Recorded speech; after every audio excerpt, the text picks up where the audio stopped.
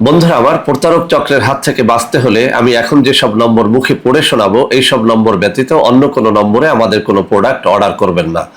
01825554466, 01825554455, 01788746430, 09647450450। বিসমিল্লাহ রহমান রহিম। আলহামদুলিল্লাহ রব্বিল আলমিন ওয়াল আকিবাতুল মুত্তাকিন আসসালাতু ওয়াসসালামু আলা নবিয়্যিহি মুহাম্মাদিন ওয়া আলিহি ওয়া আসহাবিহি আজমাইন, আম্মা বাদ। সম্মানিত দিনদার ভাই বোনেরা, আজ আমি আপনাদের জন্য অত্যন্ত চমৎকার একটা ভিডিও নিয়ে হাজির হয়েছি। বন্ধুরা আমার, আপনি নারী হন আর পুরুষ হন, যেই এই মুহূর্তে আমার ভিডিওটি দেখতেছেন, আপনাকে আমি অনুরোধ করব আজকের ভিডিওটি নারী পুরুষ নির্বিশেষে সবাই যেন শুরু থেকে শেষ পর্যন্ত দেখেন। আমি এমন কিছু গুরুত্বপূর্ণ ইনফরমেশন আমি এখানে শেয়ার করার চেষ্টা করব, যেই ইনফরমেশনগুলো আমাদের প্রত্যেকটা ভাই ও বোনের জানা দরকার। বন্ধুরা আমার, আজকে আমি আলোচনা করব কি কাজ করলে বা কি খেলে মানুষের লিঙ্গটা মরে যায়। বন্ধুরা আমার, আমি অসংখ্য ভিডিওর মধ্যে পুরুষের যৌনরোগ থেকে মুক্তি, নারীদের যৌনরোগ থেকে মুক্তি নিয়ে কথা বলেছি। যদিও আমার বোনেরা আমার উপর অনেকেই ক্ষিপ্ত যে আমি আসলে পুরুষদের যৌনরোগ নিয়ে যত কথা বলেছি, নারীদের যৌনরোগ নিয়ে তেমন আলোচনা করিনি।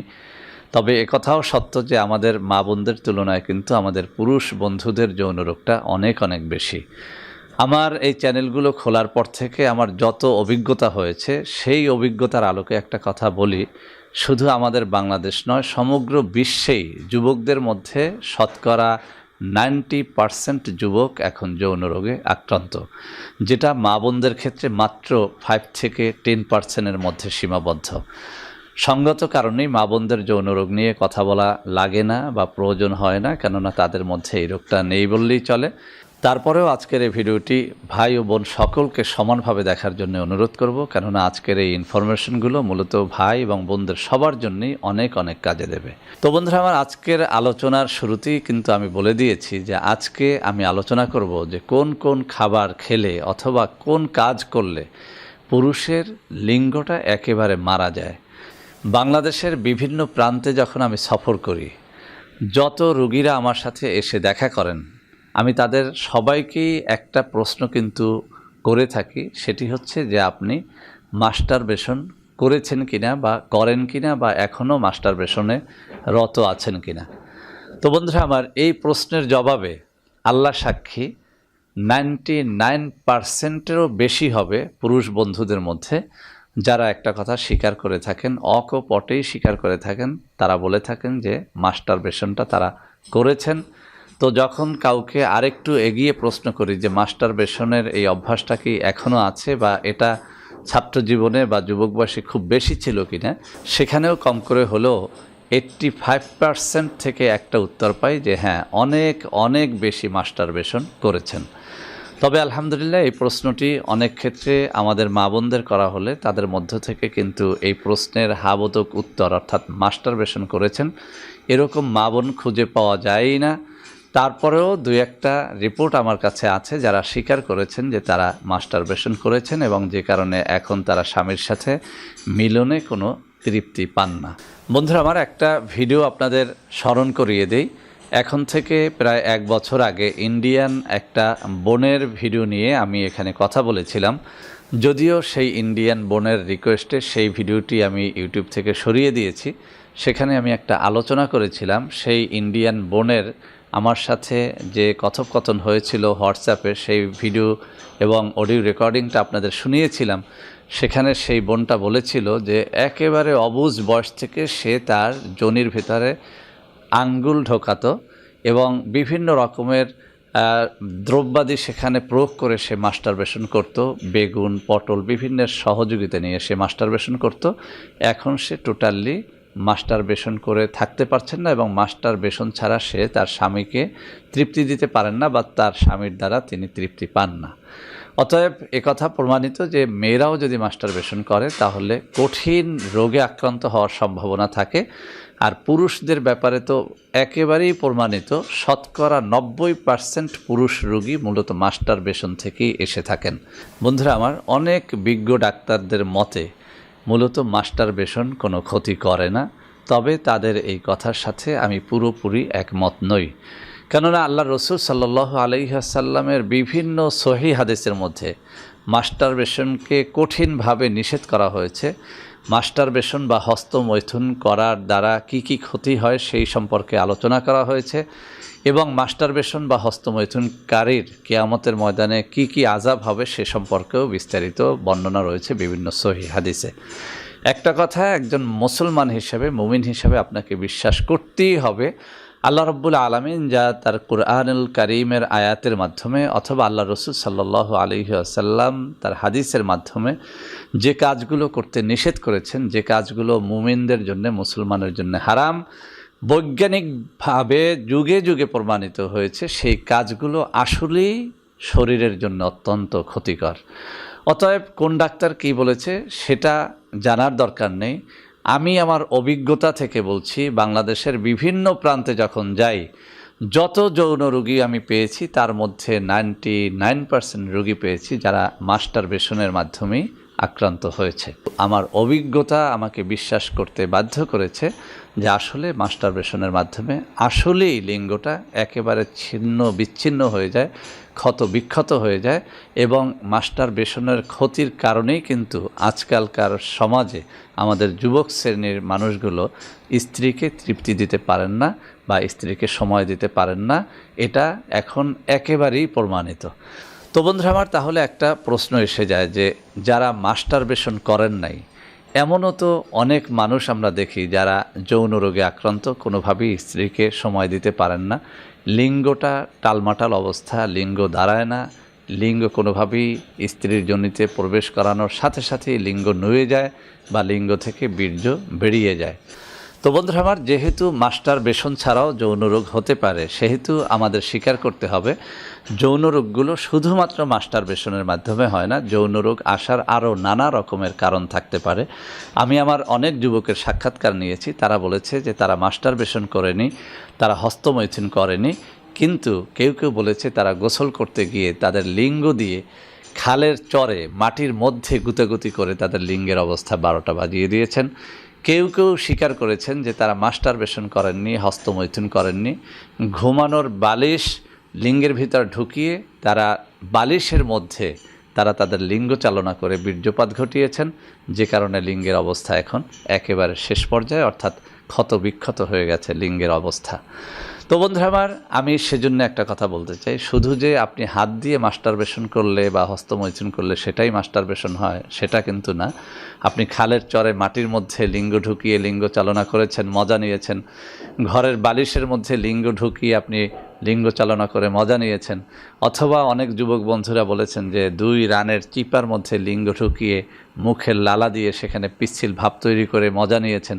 আপনি যেভাবেই করেন না কেন, আপনি যদি লিঙ্গের উপর অত্যাচার করে থাকেন তাহলে আপনার লিঙ্গটা মরে যাবে, এতে কোনো সন্দেহ নাই। অর্থাৎ লিঙ্গের অবস্থা এতটাই করুণ হবে আপনি বিয়ের পর সেটা বুঝতে পারবেন, যেটা আমি অসংখ্য অগণিত যুবকদের কাছ থেকে এখন শুনি যে বিয়ে করেছেন কিন্তু এখন স্ত্রীকে টাইম দিতে পারেন না, বীর্যপাত খুব দ্রুত হয়ে যায়। তো বন্ধুরা আমার, এই গেল একটা অবস্থা। আরও একটা অবস্থায় আপনাদের লিঙ্গটা একেবারে শেষ হয়ে যেতে পারে। বন্ধুরা আমার, যেসব যুবকেরা যুবক বয়সে একটুখানি মজা নেয়ার জন্যে, কোনো একটা খারাপ মেয়ের কাছে গিয়ে একটুখানি বেশি সময় ধরে মিলন করার জন্যে রাস্তাঘাট থেকে যে কোনো প্রকারের অন টাইম ট্যাবলেট, আমি নামগুলো উচ্চারণ করব না, আমার বিরুদ্ধে মামলা হয়ে যেতে পারে, কেননা ওই সমস্ত অন টাইম ট্যাবলেট এখন অনেক নামি দামি কোম্পানি বিক্রি করে থাকে। তো যেসব বন্ধুরা একটা মেয়ের সাথে অবৈধ সম্পর্ক করে একটুখানি বেশি সময় ধরে মজা করার জন্যে কোনো একটা ফার্মেসি থেকে কোনো একটা আনরেজিস্টার্ড চিকিৎসকের পরামর্শ অনুযায়ী কোনো একটা ট্যাবলেট, ক্যাপসুল অথবা সিরাপ নিয়মিত খেয়ে কোনো হোটেলে গমন করেছেন, কোনো খারাপ মেয়েদের কাছে গমন করে একটু বেশি টাইম ধরে মজা করেছেন, একটা অন টাইম ট্যাবলেট, ক্যাপসুল অথবা কোনো সিরাপ খেয়ে, তাদের জন্য একটা সতর্কবার্তা বলছি। আমার কাছে ডজন ডজন যুবক স্বীকার করেছে যে হোটেলে গিয়েছে, খারাপ মেয়েদের কাছে গিয়েছে, একটুখানি টাইম বেশি পাওয়ার জন্যে তারা অন টাইম ট্যাবলেট ক্যাপসুল ব্যবহার করেছে। এখন তারা আদৌ কোনো সময় স্ত্রীকে দিতে পারছেন না, কোনোভাবেই তাদের বীর্য ধরে রাখতে পারছেন না। স্ত্রীর যোনিতে লিঙ্গ ঢোকানোর সাথে সাথেই তাদের বীর্যপাত হয়ে যাচ্ছে। তো বন্ধুরা আমার, এই অন টাইম নিয়ে এখন আমি আলোচনা করব। আমি কোনো রেজিস্টার্ড ডাক্তারের সমালোচনা করব না, কোনো রেজিস্টার্ড ঔষধ কোম্পানির সমালোচনা করব না। আমি শুধু আপনাদের সতর্ক বার্তা দিতে চাই, আপনার যদি সেই অভ্যাসটি থেকে থাকে যে আপনি একটুখানি মজা বেশি পাওয়ার জন্যে, স্ত্রীর কাছে একটুখানি সময় বেশি পাওয়ার জন্যে, অথবা আপনি অবিবাহিত যুবক, কোনো একটা হোটেলে গিয়ে কোনো একটা খারাপ মেয়েদের সাথে বেশি সময় ধরে মিলন করার জন্য যদি আপনি এই অভ্যাস করে থাকেন যে আপনি একটা যে কোনো আনরেজিস্টার্ড ডাক্তারের পরামর্শ অনুযায়ী অথবা যে কোনো একটা ফার্মেসিওয়ালার পরামর্শ মতো অথবা নিজে নিজেই কোনো বন্ধুবান্ধবদের তালে পড়ে কোনো ধরনের on time tablet capsule syrup যদি আপনি খেয়ে থাকেন, আপনাকে আমি একটা কথা লিখে দিতে পারি, এভাবে আপনি যদি অভ্যস্ত হয়ে যান, অচিরেই আপনার লিঙ্গটা স্থায়ীভাবে মারা যাবে। অর্থাৎ এই লিঙ্গ দিয়ে আপনি কোনো কাজ করতে পারবেন না। এই যে কথাগুলো বললাম, এটা আমার অভিজ্ঞতার আলোকে বললাম। অসংখ্য অগণিত যুবক স্বীকার করেছে অন টাইম ট্যাবলেট একসময় খেত 50 mg, এরপরে 1-2 মাস পরে 50 mgতেও লিঙ্গ আর দাঁড়ায় না। খাওয়া শুরু করলেন 75 mg, তাতেও লিঙ্গ দাঁড়ায় না। কিছুদিন পরে 100 mgর অন টাইম ট্যাবলেট ক্যাপসুল খেয়েও এখন তার লিঙ্গ আর শক্ত হয় না। এটা যেমন অবিবাহিত যুবকেরা আমার সাথে স্বীকার করেছেন, অসংখ্য বিবাহিত পুরুষেরাও এটা স্বীকার করেছেন যে অন টাইম ট্যাবলেট ক্যাপসুল খেয়ে কিছুদিন তারা স্ত্রীর সাথে বেশ মজা করেছেন, এখন তাদের অন টাইম ট্যাবলেট ক্যাপসুলের পাওয়ার বৃদ্ধি করেও তাদের লিঙ্গ আর দাঁড়াচ্ছে না, শক্ত হচ্ছে না। তো বন্ধুরা আমার, যারা মাস্টারবেশন করেন আমি তাদেরকে বলবো এই কাজটি থেকে আপনাকে বিরত থাকতেই হবে যদি আপনি একটা সুখের যৌন জীবন চান। অথবা যারা অন টাইম ট্যাবলেট ক্যাপসুল খাচ্ছেন তাদের জন্য সতর্কবার্তা, আপনি যদি এটা না ছাড়তে পারেন আপনার জন্যে আসলেই দুঃখের দিন অপেক্ষমান আছে। কোনোভাবেই কিন্তু আপনি সফল হতে পারবেন না, আপনি আপনার স্ত্রীকে সময় দিতে পারবেন না। তো বন্ধুরা আমার, ভিডিওটা লং হয়ে গেল। আজকে যে দুটো বিষয় নিয়ে কথা বললাম, বিষয় দুটো অত্যন্ত গুরুত্বপূর্ণ। অবশ্যই আপনাকে হস্তমৈথুনের অভ্যাস থেকে ফিরে আসতে হবে এবং on time tablet capsule syrup খাওয়া থেকে বিরত থাকতে হবে। তো বন্ধুরা আমার, এখন কিন্তু একটা প্রশ্ন আপনারা অনেকেই আমাকে করে বসতে পারেন যে স্যার, আমরা তো অনেকেই হস্তমৈথুন করে ফেলেছি, ক্ষতিগ্রস্ত হয়ে গেছি, বা অনেকেই বলতে পারেন যে স্যার, আমরা অনেকেই কিন্তু on time tablet capsule syrup খেয়ে ফেলেছি, এখন বাঁচার উপায় কী? বন্ধুরা আমার, বাঁচার উপায় তওবা করা, এবং সেই সাথে আমি আপনাদেরকে 2-1টা ফ্রি খাদ্যের কথা বলে দিচ্ছি। এই খাবারগুলো যদি আপনারা নিয়মিত খান, ইনশাআল্লাহ এই অন টাইম ক্যাপসুল ট্যাবলেট অথবা সিরাপ খাওয়ার মাধ্যমে যে ক্ষতিটা হয়েছে সেটা হয়তো বা কিছুদিনের মধ্যেই আপনি পুষিয়ে নিতে পারবেন। 1 নম্বর যে ওষুধটির কথা বলবো সেটি হচ্ছে রসুন। বন্ধুরা আমার, এই রসুন একেবারে ফ্রি একটা ন্যাচারাল ফুড, যাকে ন্যাচারাল পেনিসিলিন বলা হয়ে থাকে। বন্ধুরা আমার, বহু গবেষণায় দেখা গেছে যে রসুন যদি কোনো ব্যক্তি সকালে, বিকালে, রাত্রে এভাবে 3 বার করে খায়, অর্থাৎ সকালে 1 কোয়া, দুপুরে 1 কোয়া, রাতের বেলাতে 1 কোয়া, সেটা আপনি গিলে খান অথবা চিবিয়ে খান অথবা ভাতের সাথে খান অথবা রসুনের আচার খান, যদি নিয়মিত এটা খেতে পারেন। আমি একটা কথা বলছি, এটা আমার গবেষণা নয়, বিশ্বব্যাপী রসুন নিয়ে বহু গবেষণা হয়েছে। সেই গবেষণার ফল এটা যে আপনার যৌনরোগ যত জটিল হোক না কেন, ধীরে ধীরে সেটা সেরে উঠবে। আরও একটা খাদ্য সম্পর্কে আপনাদের বলে দিচ্ছি, এটাও আমার কাছ থেকে কিনে খেতে হবে না, বাজারে একদম সস্তায় পাওয়া যায়, সেটা হচ্ছে মেথি। আপনি যদি অনেক দিন পর্যন্ত হস্তমৈথুন করে থাকেন তাহলে আপনাকে বলবো আপনি মেথি খাওয়ার অভ্যাস করেন। সকালে, রাত্রে যদি আপনি 2 বেলা মেথি খেতে পারেন। মেথি খাওয়ার অনেক নিয়ম আছে, সবথেকে সহজ নিয়ম হচ্ছে মেথির পাউডার অথবা দানা রাত্রিবেলাতে 1 গ্লাস পানির মধ্যে ভিজিয়ে রাখবেন।